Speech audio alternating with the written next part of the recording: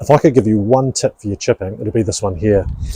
When people hit their chip shots, the biggest flaw I see, and the most common one is, they don't trust they've got enough loft on the club to get the ball up in the air. And so what they start doing is, on the downswing, they start moving away from the target.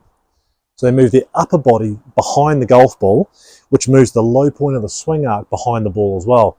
That is a nightmare. It's a real problem for people when they're chipping. So what they either do is they hit the ground before the ball and bounce into the ball, or hit it fat, or they miss the ground entirely and they start hitting the ball halfway up. It's a recipe for disaster.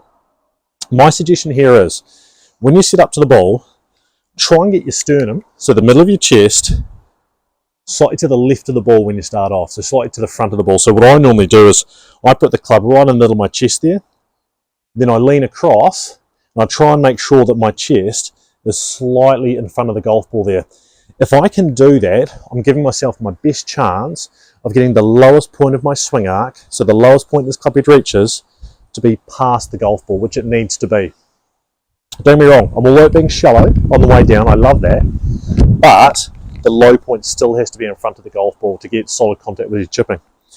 So, I take my setup, I've got my sternum to the left of the ball, and then I can make my chipping motion.